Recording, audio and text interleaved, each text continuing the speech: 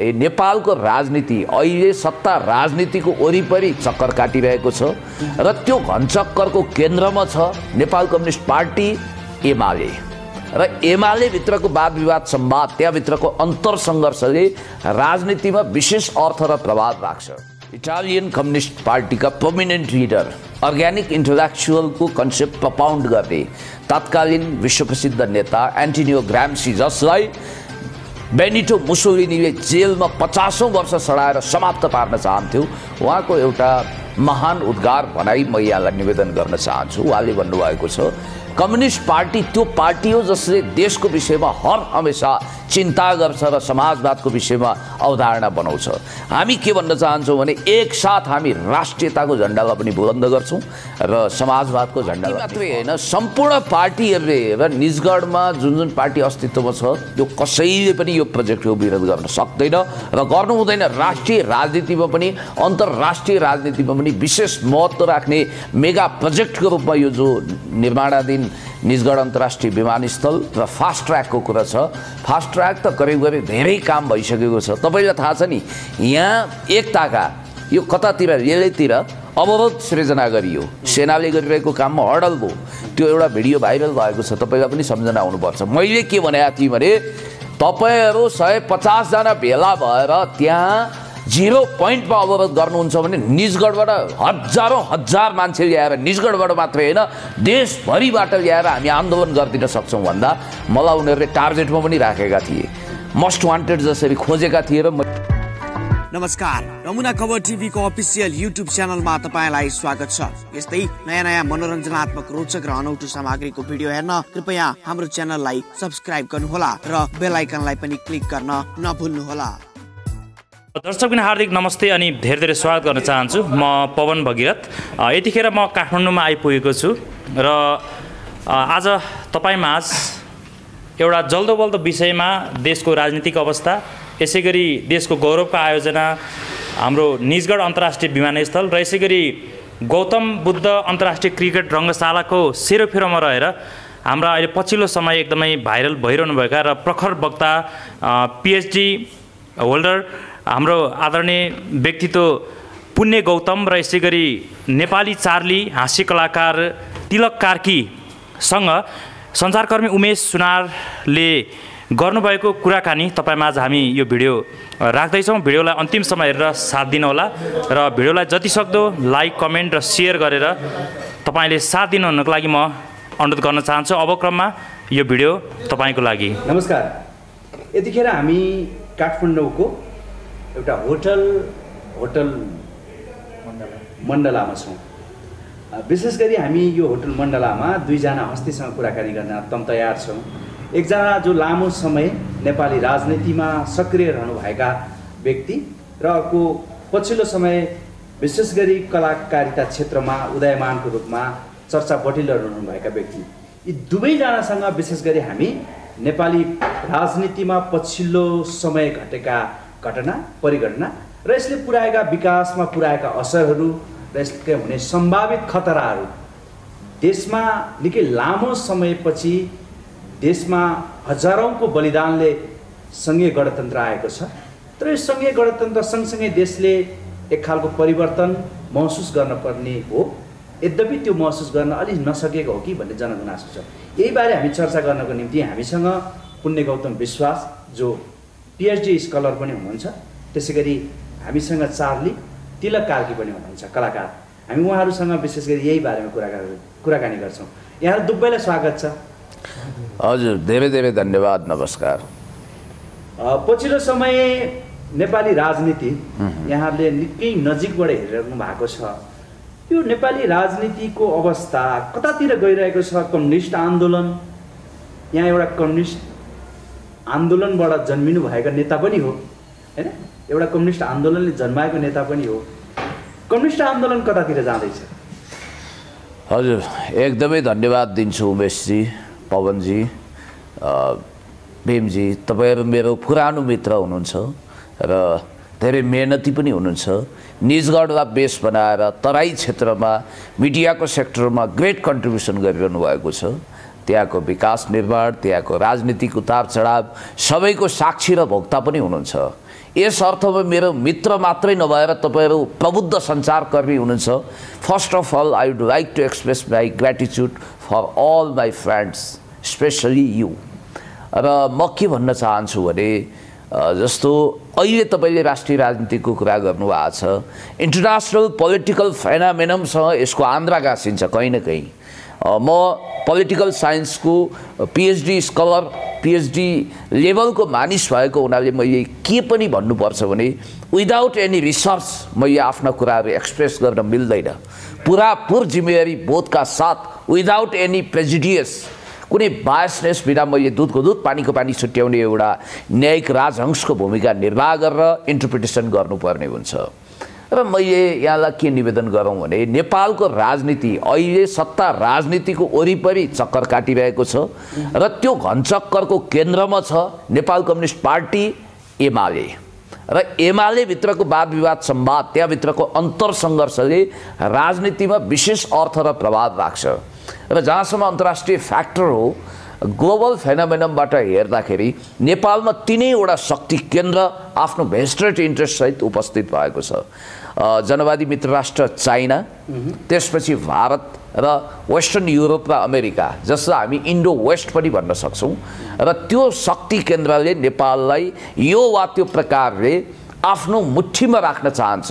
यसमा अपवाद र फरक के छ भने चीनले जहिले पनि नेपालको नेसनल सोभरेनिटी, टेरिटोरियल इन्टिग्रिटी र इन्डिपेन्डेन्सी अर्थात् नेपालको राष्ट्रिय सार्वभौमसत्ता, अखण्डता र भौगोलिक स्वतन्त्रतालाई सम्मान गर्छ। चिनिया महामहिम राष्ट्रपति सी जिनपिङ नेपाल भिजिट गर्दाखेरि उहाँले स्पष्ट रूपमा क्याटेगोरिकली एउटा कुरा भन्नुभएको थियो, नेपाल संसारको एउटा प्रतिष्ठित र गौरवशाली देश हो र नेपालको समृद्धि, विकास, उन्नति र नेपाली जनताको विकास हाम्रो लागि सबैभन्दा सुखद पक्ष हुनेछ भनेर उहाँले भन्नुभएको छ। नेपालको असंलग्न परराष्ट्र नीति र पञ्चशीलताको मान्यतामा चीनले कहिल्यै पनि इन्टरफेयर गरेन, दखलअन्दाजी गरेन। हामी इक्वी प्रक्सिमिटीमा विश्वास गर्छौँ, अर्थात् हामी भारत र चीनको बिचमा छौँ तर स्यान्डविच कन्ट्री होइनौँ। हाम्रो जियो पोलिटिकल स्ट्राटेजी के हुने, हाम्रो फरेन पोलिसी के हुने, हाम्रो अन्तर्राष्ट्रिय सम्बन्ध अनि त्यसपछि डिप्लोमेसी के हुने भन्ने कुरा चाहिँ हाम्रो नेसनल इन्ट्रेस्टमा आधारित हुन्छ। म धेरै व्याख्या विश्लेषण गर्न चाहन्न। हामी चीन र भारतको स्याटेलाइट स्टेट पनि होइनौँ, क्लाइन्ट स्टेट पनि होइनौँ, न त हामी कसैको दासानुदास हनुमान दास पुच्छर नै हौँ। हामी जननेता कमरेड मदन भण्डारीको परिभाषालाई सापट लिएर भन्नुपर्दाखेरि स्वतन्त्र सार्वभौम सत्ता सम्पन्न मुलुक हौँ र हामी चीन र भारतको बिचमा लकिरको फकिर हुँदैनौँ, कतै ढल्किँदैनौँ, कोल्टिँदैनौँ।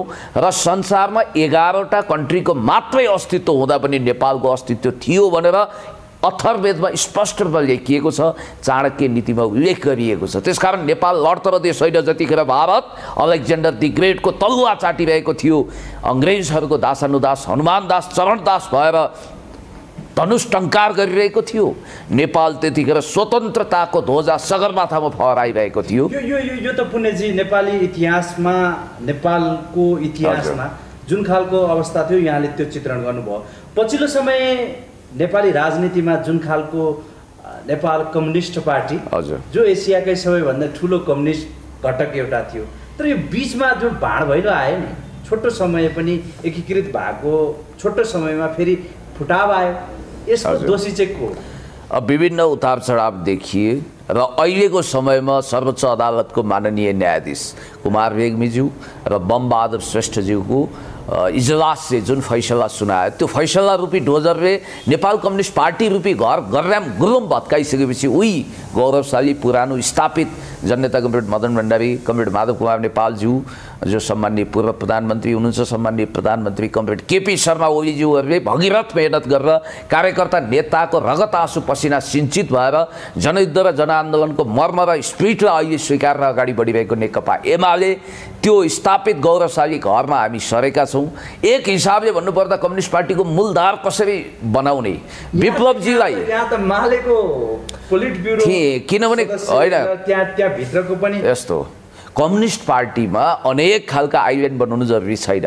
म के निष्कर्षमा पुगेको छु भने चाहे नेकपा रोहित समूह होस्, चाहे नेकपा माले होस्, चाहे सिपी गजुरेलजीको होस्, पार्टी होस् अथवा वैद्यजीको होस् अथवा जोसुकैको भए पनि कम्युनिस्ट पार्टी अहिले फेरि नेकपा माओवादी एकातिर गयो, कम्युनिस्ट पार्टी एमाले एकातिर गयो, अब यहाँ चाहिँ कतातिर? अब रनबन डुले पनि थलो किलोमै फर्किनुपर्छ। म त स्पष्ट छु, म अहिले नेकपा एमालेमा छु र यो कसैको प्यावा पार्टी होइन। कसै मालेबाट एमालेमा आउनुभयो, एमालेमै जानुभयो होइन। अब यसलाई त्यसो हो भने त कमरेड केपी ओलीको पार्टी पनि त अनगिन्ती छ नि त। पहिला सुरु गर्नुभयो उहाँले पूर्व कोशी प्रान्तीय कमिटी, त्यसपछि उहाँ झापा जिल्ला कमिटी अन्तर्गत आउनुभयो, त्यसपछि कोअर्डिनेसन केन्द्रमा आबद्ध हुनुभयो, त्यसपछि नेकपा मालेमा रहनुभयो, नेकपा एमाले बन्यो, नेकपा बन्यो, फेरि नेकपा एमालेमा आउनुभयो। त्यसकारण रनबन ढुले पनि थलो किलोमै फर्किनुपर्छ भन्ने कुरो हो। यो तपाईँले थलो किलोमा फर्किनुपर्छ भनिरहँदा आत्मालाई साँची राखेर भन्दा यहाँ निकै लामो समय जनयुद्ध लडाए मान्छे होइन, फेरि अब तपाईँ कमरेड प्रचण्डतिर नगएर प्रचण्डको उछिन्नो काट्ने केपी ओलीतिर हुनुहुन्छ, यो त कता सुहायो? होइन, यो व्यक्ति नेताको प्रशस्ति गाउने, महिमा गाउने, हनुमान चालिसा जप्ने भन्दा पनि विचार र सिद्धान्तमा अडिग रहने कुरा हो। यसको मतलब तपाईँ कम्युनिस्ट आन्दोलनको नेकपा माओवादीमा हुनुहुन्थ्यो, त्यो आन्दोलनमा लाग्नु चाहिँ गलत थियो? म होल निष्कर्ष होइन, त्यो पनि इतिहासको एउटा सही समयको सही फैसला थियो। किनभने माओवादी जनयुद्ध हुँदैन थियो भने नेपालमा लोकतान्त्रिक गणतन्त्र कमसेकम आउँदैन थियो, त्यसको एउटा उपलब्धि। त्यसो भए तपाईँ किन अहिले माओवादमा हुनुहुन्न? होइन, त्यो त के भइदियो भने बिचमा जातीय नारा ज्यादा ओह्रालिसकेपछि म माओवादी केन्द्र अन्तर्गत तत्कालीन उसमा पोलिट ब्युरोको जम्बोरी टिममै थिएँ, तर मलाई सन्तुष्टि भएन, त्यसकारण म नेकपा मालेमा गएँ। नेकपा मालेमा जाँदा तत्कालीन महासचिव, अहिले पनि महासचिव हुनुहुन्छ कमरेड सीपी मैनालीले एउटा प्रतिबद्धता के व्यक्त गर्नुभएको थियो भने हामी नेकपा एमाले सहितको एकताबद्ध कम्युनिस्ट आन्दोलन चाहन्छौँ भन्नुभएको थियो। अब नेकपा एमाले नै रहेन, नेपाल कम्युनिस्ट पार्टी बनाइयो भन्नाले कम्युनिस्ट आन्दोलनभित्र उतार चढावहरू आइरहेको छ। सवाल म नेपाली काङ्ग्रेस भएको भए अथवा राजावादी मण्डलले भएको भए एउटा कुरा हुन्थ्यो, कम्युनिस्ट पार्टीभित्रकै धारमा म छु र कमरेड प्रचण्डका अहिले पनि म के भन्न चाहन्छु भने उहाँहरूले कतिपय जातिवादी अतिवादी चिन्तनहरू पनि लिनुभयो। हामी के भन्छौँ भने जात धर्म लिङ्ग वर्ण सबैलाई इन्क्लुसिभ डेमोक्रेसी अन्तर्गत समान अधिकार दिनुपर्छ, अझ प्रिभिलेज पनि गर्न चुक्नु हुँदैन। आदिवासी, दलित, जनजाति, महिला, मधेसी, मुस्लिम सबैलाई जुन माओवाद जुन ट्र्याकमा हिँड्यो ट्र्याक छोड्यो भन्न खोज्नुभयो र जननेता हो पक्कै पनि जननेता कमरेड मदन भण्डारीको विचारको श्रेष्ठतालाई स्वीकार्न त आज विप्लवजी पनि बाध्य हुनुभएको छ। कहाँ जाने, what is to be done? क्या हाम्रो बाटो के हो? रक्तपात हो, हिंसा हो? अब त्यताबाट गुज्रिन सकिँदैन। यहाँले अब भन्न सक्नुपर्ने प्रचण्ड आउनुहोस् केपी ओलीसँगै त्यो त भनेकै छौँ हामीले। फेरि पनि होइन, फेरि पनि एकताको गुन्जाइस छ, कमरेड विप्लव सहितको एकताको गुन्जाइस छ। हेरिरहनु होला, मैले आज तपाईँलाई सबै साथीहरूलाई साक्षी राखेर लाखौँ लाख दर्शकको बिचमा यो कुरा निवेदन गरेको छु कि एक दिन हामी एकताबद्ध भएर अगाडि बढ्नुपर्छ। लकिरको फकिर हुने अनुमति छैन र कम्युनिस्ट आन्दोलनलाई रियुनिफिकेसन गर्न हाम्रो पुस्ताले के त्याग गर्नुपर्छ हामी तयार छौँ। त्यसो त तपाईँका एमाले भित्रैका माधव कुमार खेमाहरू अर्को बाटोतिर लाग्ने लाइनमा हुनुहुन्छ? कतै जानुहुन्न, ढुक्क हुनुहोस्। मेरो हिजो पनि कुरा भएको छ, मलाई बर्थडे मेरो जन्मदिनमा शुभकामना दिने क्रममा मसँग टेलिफोनमा कुराकानी भएको थियो, कमरेड भीम रावलसँग पनि कुराकानी भएको थियो। हिजो पार्टी मिटिङको कारण सम्माननीय पूर्व प्रधानमन्त्री कमरेड माधव कुमार नेपाल मेरो जन्मदिनमा आउन भ्याउनु भएन। तर एउटा कुरा चाहिँ म तपाईँलाई स्पष्ट रूपमा भन्न चाहन्छु, सम्माननीय प्रधानमन्त्री कमरेड केपी शर्मा ओलीज्यू र कमरेड माधव कुमार नेपालज्यूको एकतामै नेपाल कम्युनिस्ट पार्टी एमालेको भविष्य निर्भर गर्छ। यो त स्वयं व्यक्तिहरूको भविष्यमा निर्धारण गर्ने कुरा यहाँले गर्नुभयो। देशको भविष्य त खोइ त, यो देशको यहाँले भने जस्तो एसियाकै सबैभन्दा ठुलो पार्टी कम्युनिस्ट जन्मिँदा पनि देशले के पायो? इटालियन कम्युनिस्ट पार्टीका प्रोमिनेन्ट लिडर, अर्ग्यानिक इन्टेलेक्चुअलको कन्सेप्ट प्रपाउन्ड गर्ने तत्कालीन विश्वप्रसिद्ध नेता एन्टोनियो ग्राम्सी, जसलाई बेनिटो मुसोलिनीले जेलमा 50औं वर्ष सडाएर समाप्त पार्न चाहन्थ्यो, उहाँको एउटा महान उद्गार भनाइ म यहाँलाई निवेदन गर्न चाहन्छु। उहाँले भन्नुभएको छ, कम्युनिस्ट पार्टी त्यो पार्टी हो जसले देशको विषयमा हर हमेसा चिन्ता गर्छ र समाजवादको विषयमा अवधारणा बनाउँछ। हामी के भन्न चाहन्छौँ भने एकसाथ हामी राष्ट्रियताको झन्डालाई पनि बुलन्द गर्छौँ र समाजवादको झन्डालाई पनि फहराउँछौँ। यो अन्तर्गत म त के भन्छु भने अध्यक्ष जो प्रधानमन्त्री हुनुहुन्थ्यो उहाँकै विरुद्धमा लागेर पार्टी फुटाउन लागे भन्ने आरोप छ। अब तपाईहरु कम्युनिस्ट सँगसँगै अन्य जनता एक हुनुपर्छ भन्ने। ए बाबा, म त नेपाली कांग्रेसमा पनि विखण्डन नहोस्, बेखराब नहोस्, लोकतन्त्रको निम्ति त्यो अशुभ हुन्छ। लोकतन्त्रमा पार्टीहरू टुटफुट हुनु हुँदैन, जुटेर जानुपर्छ, फुटेर जानु हुँदैन भन्ने स्पष्ट मान्यता राख्ने मान्छे। तर अहिलेको अवस्था जो आयो, तपाईले यो सङ्कट अहिले देखिरहनु भएको छ, यो कन्स्टिट्युसनल क्राइसिस होइन, यो संवैधानिक सङ्कट भन्दा ज्यादा पोलिटिकल सङ्कट हो। पोलिटिकल सङ्कटको भ्वाङ टाल्न सकिन्छ। हामी कुनै टाइटेनिक जहाज लिएर हिँडेको, एटलान्टिक ओसनमा अगाडि बढिरहेको कुनै त्यस्तो खालको दुर्घटनातर्फ अगाडि बढिरहेको शक्ति होइनौँ। र याद गर्नुहोला, सिनेमाको पर्दामा त लियोनार्दो डिक्याप्रियोको बिजोग भएको छ त्यहाँ टाइटेनिकमा, तर हाम्रा आजका चालकहरू, क्याप्टेनहरू माहिर हुनुहुन्छ। उहाँहरूले समयको पदचाप बुझ्न सक्नुहुन्छ र यसलाई किनारा लगाउने हैसियत पनि राख्नुहुन्छ। यहाँले बुझेको एउटा कम्युनिस्ट नेता, यहाँको पार्टीको अध्यक्ष केपी शर्मा ओली कस्तो नेता? अब इन्डिभिजुअल मूल्याङ्कन गर्ने हो भने यसको छुट्टै पाटोमा हामी विश्लेषण गरौँला। कस्तो भन्दा पनि अब हाम्रो पार्टीको श्रद्धेय अध्यक्ष हुनुहुन्छ, सम्माननीय प्रधानमन्त्री हुनुहुन्छ, त्यसकारण उहाँलाई म आदर गर्छु, कदर गर्छु। तर बीचमा जुन ढङ्गले संसद विघटन भयो, म मै माग्ने ढुङ्ग्रो लुकाउने टाइपको मान्छे होइन। पुण्य गौतम, तपाईँ राजदूत बन्नुपर्छ, तपाईँले महत्त्वपूर्ण अपोइन्टमेन्ट लिनुपर्छ, सोसियल मिडियाको नम्बर 1 भ्युज मेकर हुनुहुन्छ। अझ कति भिडियोको आधारमा त तपाईँलाई Guinness book of the world रेकर्डमा नाम लेखाउने सौभाग्य पनि प्राप्त हुँदैछ। संसारमा सबभन्दा बढी इन्टरभ्यू बेसिस भिडियो आएको भनेर मलाई फकाउने काम पनि गरिएको थियो। नियुक्तिको पछाडि लागेको भए, अनेक ढङ्गले चाकडी गरेको भए र विचार र निष्ठालाई छोडेको भए हामी पनि अहिले शानदार गाडीमा हुन्थ्यौँ होला। सांसद अहिले त सडकबाट टिपेर मन्त्री पनि बनाइएको छ, कुनै ठुलो कुरो भएन। आजकल मन्त्री सन्त्री हुनु पनि धेरै ठुलो कुरा होइन। तर कुरा के हो भने प्रधानमन्त्रीज्यूले संसद विघटन गर्नु हुँदैन थियो, त्यो ब्लन्डर भयो। आज पनि त्यो म अडान राख्छु। तर सम्मानित सर्वोच्च अदालतले संसदलाई पुनर्बहाली गरिदियो, त्यसलाई जनताको सम्पत्ति बनाइदियो। त्यस कारणले गर्दाखेरि देश, जनता, विकास, समृद्धिको पक्षमा अगाडि बढ्नुपर्छ भन्ने जुन वाचा प्रतिज्ञा हामीले गरेका थियौँ, शिरमा कफन बाँधेका थियौँ, तद अनुरूप काम भयो कि भएन, एउटा विचारणीय पक्ष त्यो। दोस्रो कुरा के हो भने पार्टीभित्र अनेक खालका विचार र चिन्तनहरू हुनसक्छ। उहाँभन्दा senior leader comrade Madhav Kumar Nepal, यसमा भन्न हिचकिचाउनु पर्दैन। इतिहासको हिसाबले म फेरि पनि तपाईँलाई भन्न चाहन्छु, जतिखेर कमरेड माधव कुमार नेपाल महासचिव हुनुहुन्थ्यो, उहाँ स्थायी समिति सदस्य हुनुहुन्थ्यो। पूर्व जो मालेको महासचिवले त माधव कुमार नेपालकै कारण यो पार्टी यो अवस्थामा आयो भन्ने अभिव्यक्ति दिनुभयो त सीपी मैनाली। त्यो कन्डिसनल ढङ्गले कतै भन्नुभयो होला। तर म यसमा के देख्छु भने कमरेड माधव कुमार नेपाल अहिले पनि अपमानको विषको घुडको पिएर पार्टी एकता जोगाउनुपर्छ भन्ने कुरामा मनसा वाचा कर्मणा दृढ हुनुहुन्छ। उहाँलाई जुन ढङ्गले अपमान गरिएको छ, जसरी सम्मान दिनुपर्थ्यो त्यसमा कन्जुस्याइ भएको छ। र म प्रधानमन्त्रीज्यूले जस्तो अब पार्टीले त्यतिखेर अडान लियो, कालापानी लिम्पियाद्वारा समेटिएको महान 374 वर्ग किलोमिटर भूगोलसहितको नक्सालाई पास गर्नको निम्ति क्याबिनेटले खेलेको रोललाई मुक्त कण्ठले तारिफ गर्छु। त्यतिखेर हामी लडेका थियौँ, 8 चोटि त मै गिरफ्तार भएको छु। तर 2-3वटा कुराले हामीलाई झस्काए। एउटा म फेरि पनि तपाईँलाई भन्न चाहन्छु, संसद विघटन गर्नै हुँदैन थियो, त्यो गरियो, त्यहाँ भुल भयो। अनि सर्वोच्च अदालतले जब पार्टी नै छिन्नभिन्न बनाइदियो भने फेरि पनि एकताबद्ध हुन त हामी सक्छौँ। सर्वोच्च अदालतको निर्णय यस्तो टाइम मेसिन भयो, स्टेफेन हकिङ्सले परिकल्पना गरेको त्यो टाइम मेसिनमा बसेर हामी 2075 साल जेठ 3 गते फर्क्यौँ क्या। अर्थात् त्यतिखेर हामी के थियौँ, अन्तिम डेट हो त्यो, त्यतिखेर हामी नेकपा एमाले र नेकपा माओवादी केन्द्र 2वटा पार्टीमा विभाजित थियौँ।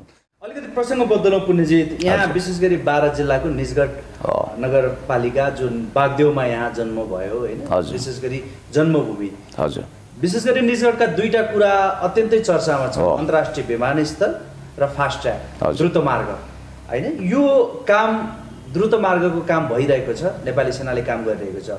फास्ट ट्र्याकका कुरा केही पछिल्लो समय काठमाडौँमा केही सङ्घ संस्थाहरूले अब एयरपोर्ट बन्नु हुन्न भन्ने खालका अभिव्यक्ति दिएर केही आन्दोलनका कुराहरू पनि आए। यहाँ सामाजिक मुभमेन्टमा पनि हुनुहुन्छ, विभिन्न खाले विषयवस्तुसँग यहाँको आवाज आइरहेछ। यो बारे यहाँले बोल्नु भएन नि?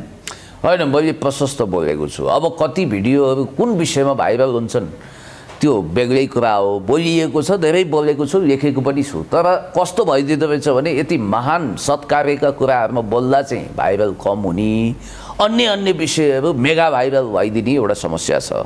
यहाँलाई म के निवेदन गरौँ भने निजगढमा निर्माणाधीन गौतम बुद्ध अन्तर्राष्ट्रिय विमानस्थल निजगढमा निर्माणाधीन अन्तर्राष्ट्रिय विमानस्थल प्लस फास्ट ट्र्याक राष्ट्रिय गौरवको विषय हो, राष्ट्रिय गौरवको मेगा प्रोजेक्ट हो, अन्तर्राष्ट्रिय महत्त्वका मेगा प्रोजेक्टहरू हुन् र यिनीहरू at any cost at any rate सम्पन्न गर्नुपर्छ भनेर सरकार दृढ भएर अगाडि बढेको छ। यसमा नेपाली काङ्ग्रेसले पनि साथ दिएको छ। भले विमलेन्द्र निधिजीले टेढो टेढो कुरा गर्नुभएको थियो तत्कालीन, त्यसो त तपाईँका पार्टी अध्यक्षले नै यसमा तपाईँका अर्का पार्टी जो वरिष्ठ नेता माधव कुमार नेपालकै असमानताको कारण, उहाँको असहमतिको कारण रोक्यायो भन्ने अभिव्यक्ति पनि आछन् मिडियामा। होइन, बिल्कुल गलत कुरा हो। फास्ट ट्र्याक र अन्तर्राष्ट्रिय विमानस्थलको सन्दर्भमा हाम्रै अगाडि दर्जनौँचोटि मिडियालाई साक्षी राखेर मिडियामा पनि यो भोइस आएको छ। नेपालमा त गलत सूचना बढी सम्प्रेषण हुन्छ, उहाँ रौतहटको हुनुहुन्छ। त्यस कारणले गर्दाखेरि तात्कालीन अवस्थामा भारतको वक्र दृष्टिको कारण हेर्नुहोस् है, अहिले जो आन्दोलन किन ढिलाइ भइरहेछ त बन्न? होइन, म भनिदिन्छु तपाईँलाई, भारतको वक्र दृष्टि खास गरी त्यो प्रोजेक्ट बन्यो भने उनीहरूलाई च्यालेन्ज हुन्छ। यो नेपालमा विकास नहोस्, समृद्धि नहोस्, गरिबी रहोस्, भ्रष्टाचार बढोस्, भारतको चाहना त त्यो देखिएको छ। त्यस कारणले गर्दाखेरि अहिले जो सडकमा राणो रुवाई गरिरहेका छन्, त्यो प्रोजेक्ट बिथोल्नको निम्ति भगीरथ कोसिस गरिरहेका छन्, ती सबै मान्छेहरू कुनै न कुनै रूपमा एनजिओमा संलग्न भएका देशी विदेशी प्रतिक्रियावादी, साम्राज्यवादी र विस्तारवादी शक्ति केन्द्रहरूसँग गाँसिएको, स्पेसली इन्डो वेस्टद्वारा सञ्चालित मान्छेहरू जसको नेक्सिस चाहिँ अदालतसम्म छ। अदालतमा पनि घटिया बहस गर्ने मान्छे तपाईँले देख्नु भएको छ। यहाँले एउटा नक्सा सार्वजनिक गर्दा केपी शर्मा ओली जो सम्मानित प्रधानमन्त्रीले नक्सा सार्वजनिक गर्दा मुक्त कण्ठले यहाँले तारिफ गर्नुभयो। अब एउटा मेगा प्रोजेक्ट जुन देशको भविष्यसँग गाँसिएको प्रोजेक्टमा चाहिँ विदेशी हस्तक्षेपले, भारतीय हस्तक्षेपले गर्दा बनेन भन्दा कता मन खल्नु होइन? बन्दैन होइन, अवश्य बन्छ, जरुर बन्छ, बनाउँछौँ। जनताले सङ्कल्प लिएका छन्। यो कुनै पार्टी विशेषको एजेन्डा मात्रै होइन, राष्ट्रिय सङ्कल्प हो र त्यो सङ्कल्प पुरा गर्नको लागि नेपाल कम्युनिस्ट पार्टी एमालेको सरकार पनि दत्तचित्त भएर लाग्छ। म निजगढमा जन्मिएको हुँ, जननी जन्मभूमि स्वर्गादपि गरिएसी, motherland are greater than heaven. आमा देश स्वर्गभन्दा प्यारो हुन्छ, जन्मभूमि त्यति प्यारो हुन्छ। मेरो मुटुमा छ निजगढ र त्यसको लागि कहाँ लड्नुपर्छ, के गर्नुपर्छ, सम्पूर्ण कसर बाँकी म राख्दिनँ। यी त सब भन्ने कुरा न हुन्, गर्ने कुरा पनि हो। नेताले चाहिँ भन्ने कुरा भए कलाकारको हिसाबमा चाहिँ के लाग्छ यहाँलाई चार्लीजी, बन्ला? हजुर, अब बन्न त बन्छ नै, अब नबन्ने कुरा हुँदैन। तर पनि तपाईँ कहिले बन्छ भन्ने ठेगान छैन। कहिले बन्छ भन्ने कुरो नेपालको विकास निर्माणमा ठ्याक्कै बन्छ भनेर चाहिँ तोक्ने अवस्था छैन। किनभने तपाईँको अब त्यहाँ इन्टरनेसनल, अब निजगढमा तपाईँको इन्टरनेसनल एयरपोर्ट बन्नुपर्छ, अब फास्ट ट्र्याक पनि बन्नुपर्छ भन्ने हाम्रो माग हो र हामीले त्यो विषयका कुराहरू पनि उठाइरहेका छौँ। अहिले हामीहरूले विभिन्न उबाट एउटा कलाकारिताबाट हामीहरू जनताको घर घरमा पुगेर विकास निर्माण हुनपर्छ भन्ने आवाजहरू पनि उठाइरहेका छौँ। तर अब काम नहुने होइन, काम हुन्छ। तर नेपालको काम ठ्याक्कै टुङ्गो लाउने गरेर सरकारबाट त्यतिखेर आशा गर्न सकिन्न। त्यही त अब यस्तो छ, तपाईँको विभिन्न बाहनाहरू त्यहाँनिर आइरहेको हुन्छन्। जस्तै मैले चाहिँ के भन्छु भन्दा, मेरो सेक्टरबाट र मेरो तर्फबाट भन्दाखेरि जस्तै सरकारले निर्णय गरिसकेपछि त्यो अवरोध हटाउन सक्नुपर्छ। जस्तै तपाईँको आमा समूहले रोके, बा समूहले रोके, ससुरा समूहले रोके, अवरोध पुऱ्याए भन्ने चाहिँ बाधा होइन। सरकारको त एक निर्णय गरिसकेपछि, जस्तै तपाईँको काठमाडौँमा यो जस्तै बाटो चौडाइ गर्दाखेरि यो धेरै नै रोकिएर यो भत्काउन नसकेको अवस्थामा जुन प्रधानमन्त्री डाक्टर बाबुराम भट्टराईको पालामा ध्वस्तै हुने गरेर उहाँले भवन सबै घर भत्काएर बाटो चौडाइ गर्नुभयो। तपाईँको भन्नेको मतलब बाबुराम भट्टराई जस्तो आँटिलो प्रधानमन्त्री हुनु भएन भन्नु खोजेको होइन? त्योभन्दा पनि मतलब त्यसरी अलिकति गर्नुपर्छ भन्ने मेरो माग हो। मतलब भन्न खोजेको पार्टीको अध्यक्षको आँट छैन, त्यो तरिकाले भत्काउने तपाईँले अघि भन्नुभयो दक्षिण एसियाको मात्रै होइन, होल एसियाकै चाइना पछि ठुलो communist party Nepal communist party थियो र अहिले नेकपा एमाले हुँदा पनि त्यही हैसियत र त्यही लार्जर स्केलमा काम गर्ने औकात हामीले राख्छौँ। जहाँसम्म हाम्रो अध्यक्ष गम्भीरको कुरा हो, पार्टीको होल च्यानल नै पार्टी मात्रै होइन, सम्पूर्ण पार्टीहरूले र निजगढमा जुन पार्टी अस्तित्वमा छ त्यो कसैले पनि यो प्रोजेक्टको विरोध गर्न सक्दैन र गर्नु हुँदैन। राष्ट्रिय राजनीतिमा पनि अन्तर्राष्ट्रिय राजनीतिमा पनि विशेष महत्त्व राख्ने मेगा प्रोजेक्टको रूपमा यो जो निर्माणाधीन निजगढ अन्तर्राष्ट्रिय विमानस्थल र फास्ट ट्र्याकको कुरा छ। फास्ट ट्र्याक त करिब धेरै काम भइसकेको छ। तपाईँलाई थाहा छ नि, यहाँ एक ताका यो कतातिर लेलेतिर अवरोध सृजना गरियो, सेनाले गरिरहेको काममा हडल भयो। त्यो एउटा भिडियो भाइरल भएको छ, तपाईँलाई पनि सम्झना आउनुपर्छ। मैले के भनेको थिएँ भने तपाईँहरू 150 जना भेला भएर त्यहाँ 0 पोइन्टमा अवरोध गर्नुहुन्छ भने निजगढबाट हजार मान्छे ल्याएर निजगढबाट मात्रै होइन देशभरिबाट ल्याएर हामी आन्दोलन गरिदिन सक्छौँ भन्दा मलाई उनीहरूले टार्गेटमा पनि राखेका थिए, मोस्ट वान्टेड जसरी खोजेका थिए र मैले आफ्नो अडान राखेको थिएँ। अलिकति प्रसङ्ग बदलौँ, यहाँ विभिन्न विषयहरूमा बोल्नुहुन्छ होइन, लामो समयदेखि यो सामाजिक क्षेत्रका कुराहरूमा बोल्नुहुन्छ। पछिल्लो यहाँको अभिव्यक्ति आयो जो अन्तर्राष्ट्रिय बनिरहेको क्रिकेट रङ्गशाला बारेमा, जुन खालको चर्चा परिचर्चा चलिरहँदा यहाँले यो चाहिँ बन्नुपर्छ भन्ने खालका कुराहरू गरिराख्नु भएको छ। यहाँले किन बन्नुपर्छ भन्नुभयो? होइन, भत्किनुपर्छ त भन्नु भएन नि त।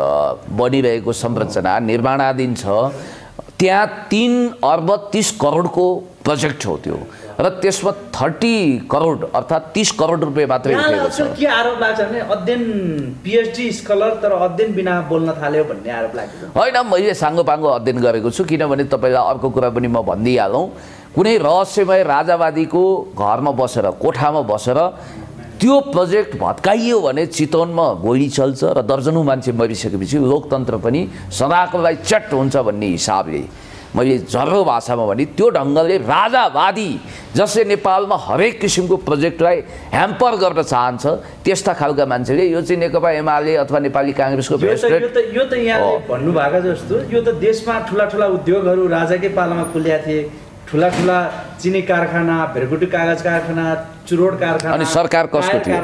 होइन, राजाको सक्रिय शासन होइन, त्यतिखेर सरकार नेपाली काङ्ग्रेसको थियो अथवा नेकपा एमालेको थियो त्यतिखेर। किन बन्द भयो? होइन, अहिले त एउटा कुरा म तपाईँलाई भन्न चाहन्छु, सरकारले किन चलाउन सकेन?